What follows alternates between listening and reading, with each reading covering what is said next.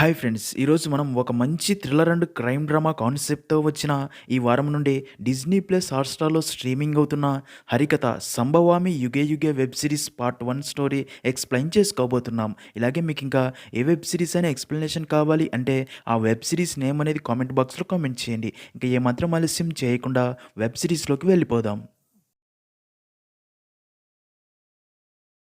Web సిరీస్‌లోని first episode beginning of the end start అవ్వగానే 1982 సంవత్సరం అరకు వ్యాలీలోని కోర్టుకి కొంతమందిని హత్య చేసిన కేసులో దాసు అనే పిల్లాడిని తీసుకుని వస్తారు. ఆ పిల్లాడి కేసు ఫైల్ చూసిన జడ్జి షాక్ అయ్యి, "చూడు దాసు, నువ్వు నేరం చేశావా? మాకు ఏదైనా చెప్పాలి అనుకుంటున్నావా?" అని ఏమడిగినా సరే దాసు సైలెంట్‌గా ఉంటాడు. దాంతో జడ్జి దాసు ఉద్దేశపూర్వకంగానే హత్యలు చేశాడు అనుకుని తీర్పు ఇవ్వబోగా అప్పుడే దాసు మనిషికి మనిషికి మధ్య ఈ దూరం ఎందుకు అని అడుగుతాడు. అయితే జడ్జి తన మాట పట్టించుకోకుండా కేసులో సాక్ష్యాల ఆధారంగా తనకి 14 సంవత్సరాలు జైలు శిక్ష విధిస్తున్నట్లు తీర్పు ఇచ్చి, దాసు మైనర్ కాబట్టి మైనారిటీ తీరేదాకా జువెనల్ కస్టడీలో ఉంచి 18 సంవత్సరాలు వచ్చాక అతనిని విడుదల చేయమని చెప్తాడు. దాంతో పోలీసులు దాసు అంటూ మరో ఖైదీని పోలీస్ వ్యాన్లో తీసుకెళ్తూ ఉండగా ఒక కానిస్టేబుల్ దాసుతో, "జడ్జిని అడిగావు కదరా, మనిషికి మనిషికి ఎందుకంత దూరమని? దానికి సమాధానం నేను చెప్తాను వినరా. పుట్టుకని బట్టి మనిషికి గౌరవం ఇస్తారు, నీ పుట్టుకే అంతరా, నువ్వు తక్కువ జాతి నా కొడుకురా తూ" అని ఉమ్ముతాడు. అయినా కానీ దాసు తన కోపాన్ని కంట్రోల్ చేసుకుంటాడు. కానీ అప్పుడే కానిస్టేబుల్ మరొక కానిస్టేబుల్తో, "ఈ తక్కువ జాతి నా కొడుకుని తాకి నా చెయ్యి మైల పడింది, వ్యాన్ పక్కకి ఆపమను, చేయి కడుక్కుంటా" అంటాడు. అది విన్న దాస్కి చెప్పలేనంత కోపం వచ్చి ఆ కానిస్టేబుల్ చేతిలో ఉన్న తుపాకీ తీసుకుని దాని కత్తితో తన గొంతు కోసి చంపుతాడు. అది చూసిన మిగతా వారు షాక్ అయ్యి ఫుల్గా భయపడిపోతారు. సీన్ కట్ చేస్తే 1990 విశాఖపట్నంలోని పోలీస్ స్టేషన్లో డ్యూటీలో ఉన్న పోలీస్ ఆఫీసర్ విరాట్ని చూపిస్తారు. అప్పుడే విరాట్ ఎస్పీకి ఫోన్ చేసి, "మీరు పంపిన ఫోటోలోని ఖైదీని పట్టుకున్నాం సార్" అనగా దానికి ఎస్పీ, "వాడు చాలా డేంజరస్, అందుకే పోలీస్ ఫోర్స్ని అక్కడికి పంపుతున్నా, అప్పటిదాకా జాగ్రత్తగా చూసుకోండి" అని చెప్తాడు. ఇంకా అదే టైంకే విరాట్ భార్య అంజలి ఈరోజు తన బర్త్డే అవ్వటంతో పోలీస్ స్టేషన్లోని స్టాఫ్ అందరికీ ఫుడ్ తీసుకుని వస్తుంది.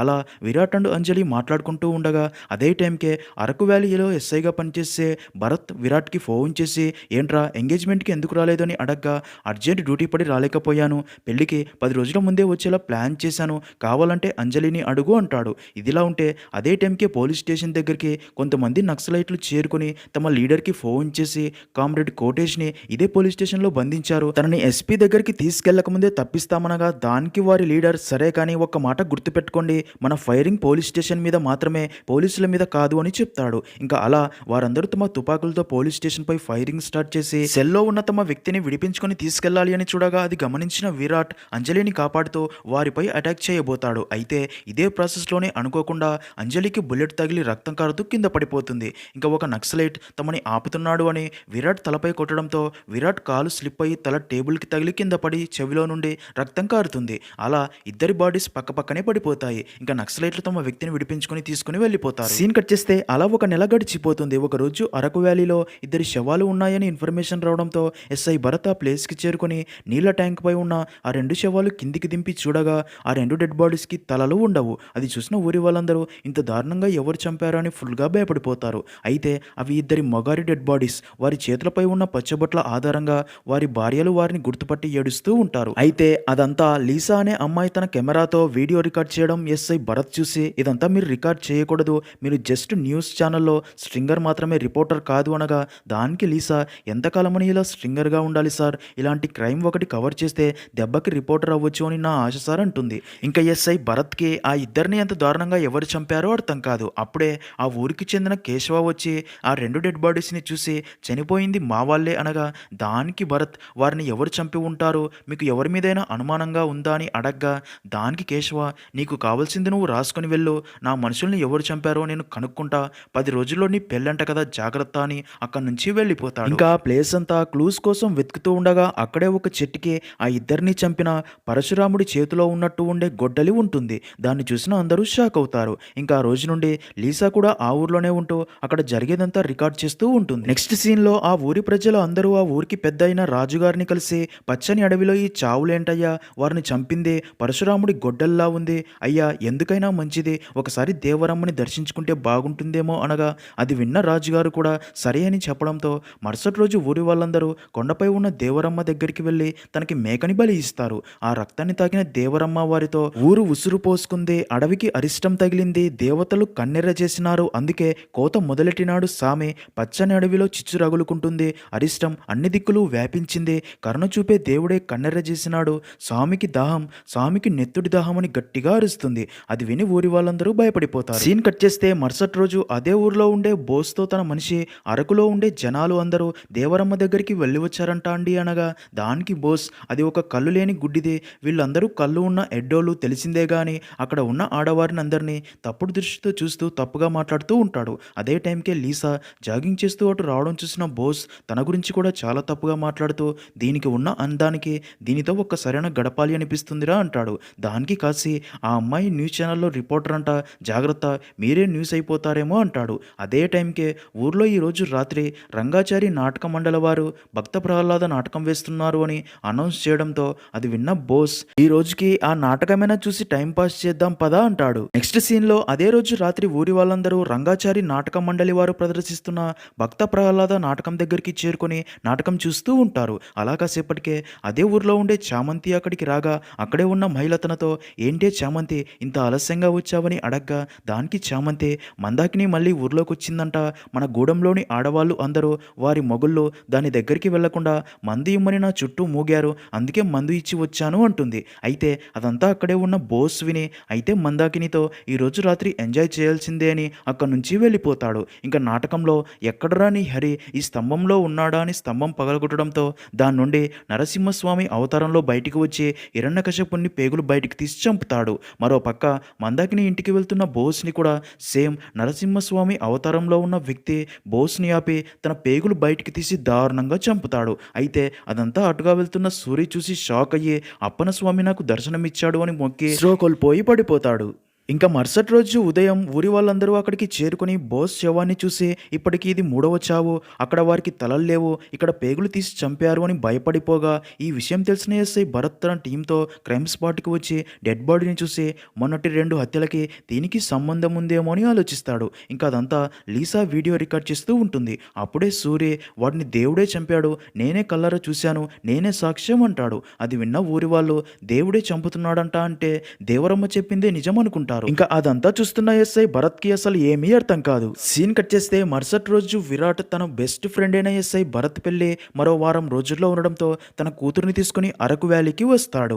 నిజానికి ఆ రోజు ఇన్సిడెంట్లో విరాట్ భార్య చనిపోగా విరాట్ బ్రతుకుతాడు. కానీ ఏవైనా పెద్ద శబ్దాలు వింటే చెవిలో నుండి రక్తం వస్తుంది. అంతేకాక విరాట్కి బ్రెయిన్లో బ్లడ్ క్లాట్ అయి ఉండటం వల్ల ఆ క్లాట్ ఎప్పుడు సర్క్యులేషన్ని స్టాప్ చేస్తుందో అప్పుడు విరాట్ చనిపోతాడు. మ్యాక్సిమం విరాట్ 2 సంవత్సరాలు మాత్రమే బ్రతుకుతాడు అని డాక్టర్ చెప్పి ఉంటాడు. అందుకే విరాట్ తను చనిపోయేలోపు తన కూతురికి పేరెంట్స్ని వెతకాలని ఫిక్స్ అవుతాడు.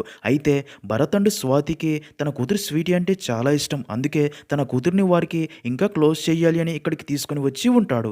ఒకరోజు విరాట్ స్వీటీని తీసుకొని అడవిలోకి వెళ్ళగా 2 కుక్కలు వారిని చూసి గట్టిగా అరవడం స్టార్ట్ చేస్తాయి. దాంతో విరాట్ ఆ సౌండ్స్ భరించలేక తన చెవిలో నుండి రక్తం కారుతుంది. అదే టైంకే అటుగా వెళ్తున్న చామంతి అవి చూసి కుక్కల్ని తరిమేసి విరాట్ ప్రాబ్లంని కనుక్కొని తనకి నాటు మంది ఇచ్చి వెళ్ళిపోతుంది. ఇంకా అదే రోజు రాత్రి రంగాచారి నాటక మండలి ఈ రోజు వరాహ అవతారం నాటకం ప్రదర్శిస్తున్నట్లు మైక్లో చెప్తూ ఉండడం విన్న స్వీటీ, నాన్న ఆ నాటకం చూడ్డానికి వెళ్దామా అని అడగ్గా, దానికి స్వాతి, నాన్నకి పెద్ద శబ్దాలు వింటే ప్రాబ్లం కదా, అందుకే మనం వెళ్దామని చెప్పి అలా భరత్ స్వాతి స్వీటీని ఆ నాటకం దగ్గరికి తీసుకుని వెళ్ళి వరాహ అవతారం నాటకం చూస్తూ ఉంటారు. అదంతా లీసా వీడియో రికార్డ్ చేస్తూ ఉంటుంది. అలా కాసేపటికే దుప్పటి కప్పుకున్న ఒక వ్యక్తి భరత్ దగ్గరికి వచ్చి ఏదో చెప్పి వెళ్తాడు. అదంతా లీసా గమనిస్తుంది. అలా కాసేపటికే భరత్ ఉన్నట్టుండి స్వాతి అండ్ స్వీటీలని అక్కడే ఉండమని చెప్పి స్కూటీపై వెళ్ళడం లీసా గమనించి తననే ఫాలో అవుతూ వెళ్తుంది.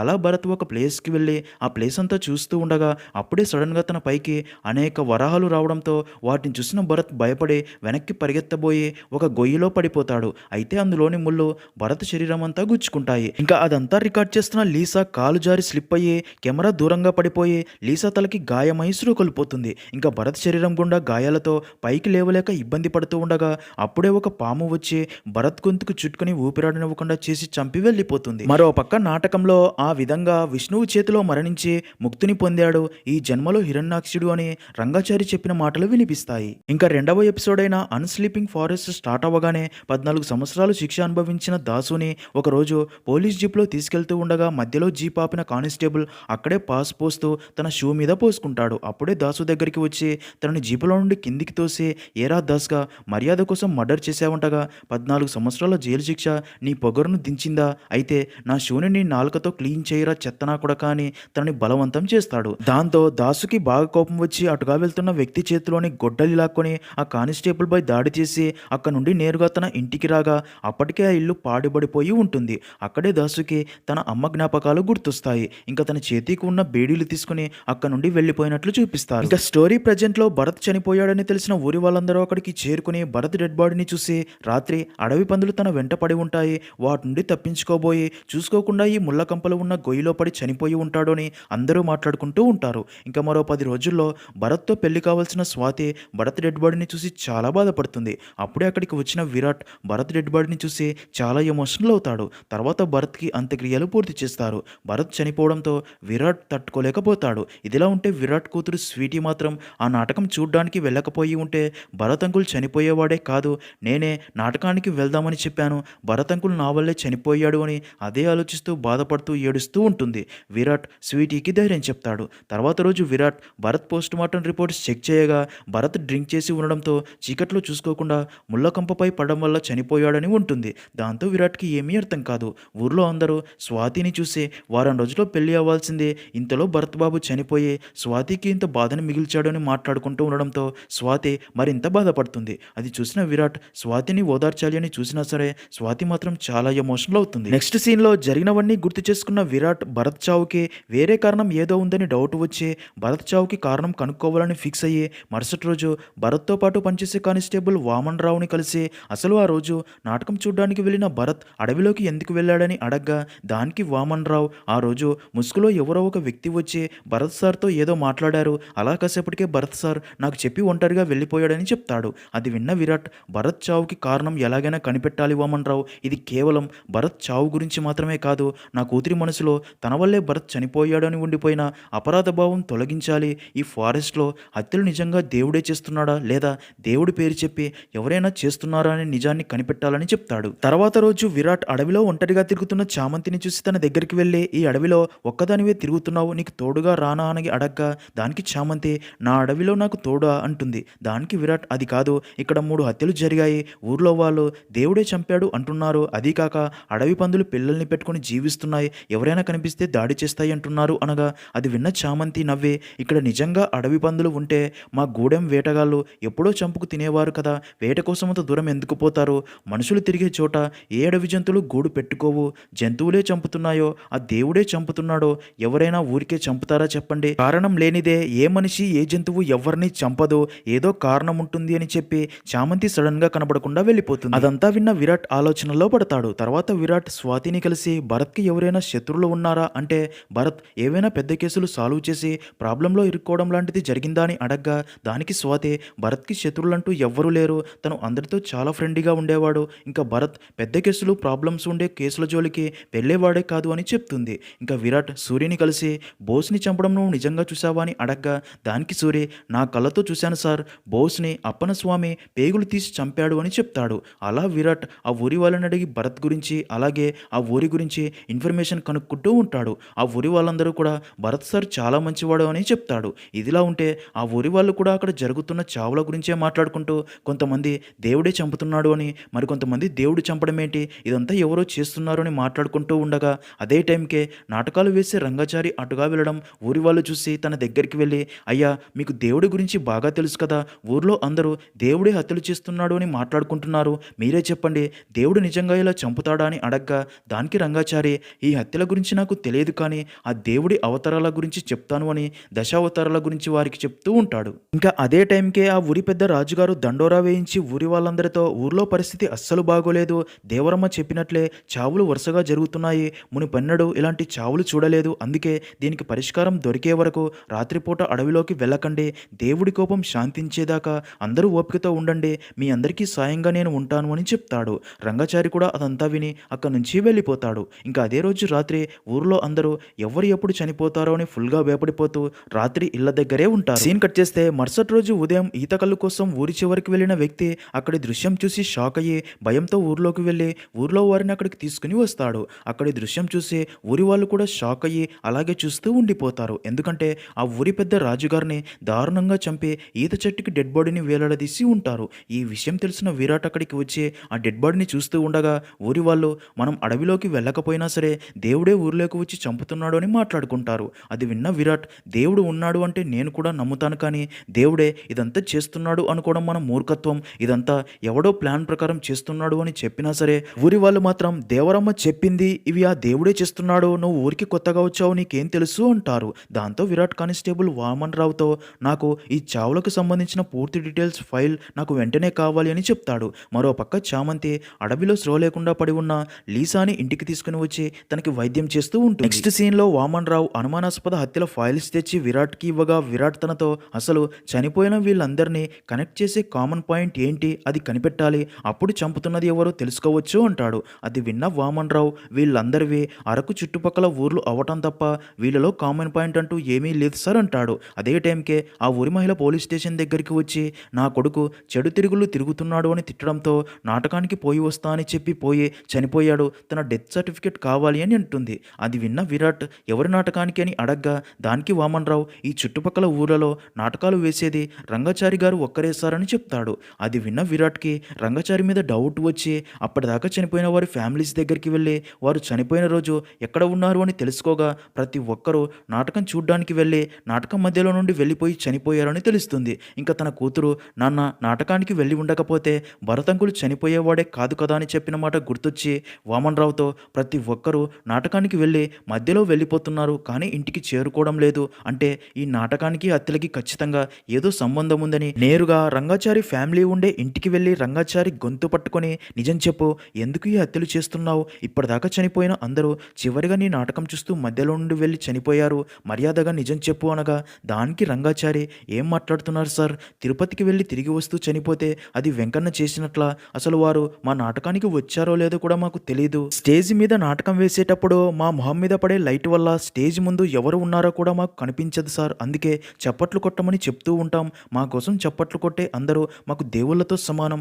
వారు చనిపోవాలని మేము ఎందుకు కోరుకుంటాం సార్, ఇంకా మా మీద మీకు అనుమానంగా ఉంటే రేపు రణజల్లడికి రండి, నాటక ప్రదర్శన అక్కడే అని చెప్పడంతో విరాట్ అక్క నుండి కోపంతో వెళ్ళి ఇంకా 3వ ఎపిసోడ్ వామనాస్ థర్డ్ స్టెప్ స్టార్ట్ అవ్వగానే దాసు చేతిలో కొడవలతో ముగ్గురిని చంపాలి అని వారి వెంటపడగా ఆ ముగ్గురు దాసు నుండి తప్పించుకొని పారిపోతూ ఉంటారు. కానీ దాసు వారి వెంటపడి ముగ్గురిని దారుణంగా చంపేసినట్లు చూపిస్తారు. ఇంకా స్టోరీ ప్రజెంట్లో రంగాచారి నాటక మండలి ఈరోజు వామన అవతారం నాటకం రణజల్లడి ఊరిలో ప్రదర్శిస్తున్నట్లు అనౌన్స్మెంట్ చేస్తూ ఉంటారు. అది విన్న అక్కడి ఊరి వాళ్ళు కేశవతో దేవుడు ఇలా ఒక్కొక్కరిని చంపుకుంటూ పోతే ఊరు వల్లకాడవుతుంది అని, తదుపరి ఆ దేవుడు ఎవరిని చంపబోతున్నాడు అని అందరూ భయపడిపోతున్నారు అనగా దానికి కేశవ దేనికిరా భయం, ప్రతి ఒక్కరూ ఏదో ఒక రోజు చావాల్సిందే కదా, నా అంచనా కరెక్ట్ అయితే ఈసారి చనిపోయేది ఆ శివపోగు దొరానే అని చెప్తాడు. అది విన్నవారు ఈ విషయం పోలీసులకు చెప్తే ఏదో ఒకటి చేస్తారు కదా అనగా దానికి కేశవ పోలీసులు ఏం చేస్తారా, అమాయకుల వెంట పడడం తప్ప అంటాడు. నెక్స్ట్ సీన్లో అదే రోజు రాత్రి రంగాచారి నాటక మండలి వామన అవతారం నాటకం ప్రదర్శిస్తూ ఉంటారు. ఆ ఊరి వాళ్ళు అందరూ అలాగే